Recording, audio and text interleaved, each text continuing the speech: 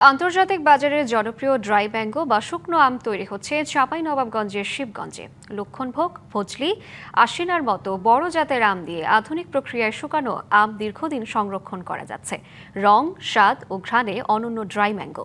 গত বছর এটা পরীক্ষামূলক করলেও এবছর বাণিজ্যিকভাবে উৎপাদন করা হচ্ছে। চাঁপাইনবাবগঞ্জে ড্রাই ম্যাঙ্গো বা শুকনো আম উৎপাদন করে সাড়া ফেলেছেন শিবগঞ্জ পৌর এলাকার খানপাড়ার বাসিন্দা উদ্যোক্তা ইসমাইল খান শামীম।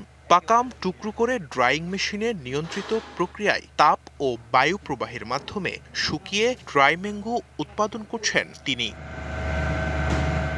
থাইল্যান্ডের প্রযুক্তি দিয়ে তৈরি ড্রাই ম্যাঙ্গো বাণিজ্যিকভাবে ব্যাপক জনপ্রিয়তা পেয়েছে।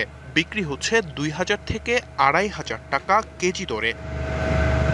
এই উদ্যোগে কর্মসংস্থান হয়েছে বেশ কয়েকজনের। দক্ষিণ পূর্ব এশিয়ার যে দেশগুলা যে আমের কালার বা ড্রাইড প্রোডাক্টের যে কালার, আমের যে কালার, তার চাইতে অনেক উন্নত মানের ড্রাইড ম্যাঙ্গো তৈরি করতে সক্ষম হয়েছি।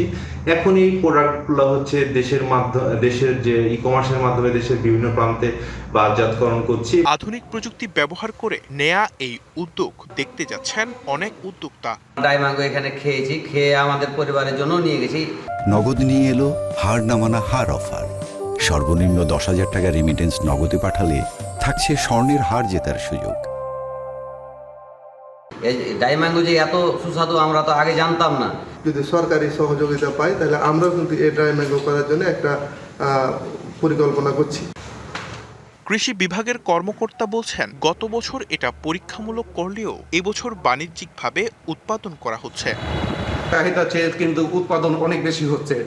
আমরা যদি এটাকে প্রক্রিয়াজাতকরণের মাধ্যমে ড্রাই ম্যাঙ্গো উৎপাদন করতে পারি তাহলে আমাদের ফল উৎপাদনের কিন্তু সার্থকতা আসবে।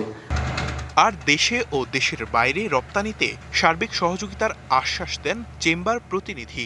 এই আমের চাহিদা প্রচুর, ইউরোপে বলেন, সাউথ আফ্রিকা বলেন, আমরা সর্বাত্মক সহযোগিতা করব তাদেরকে অন্তত এই ড্রাই ম্যাঙ্গো দেশের চাহিদা পূরণ করে বিদেশে রপ্তানি করার জন্য।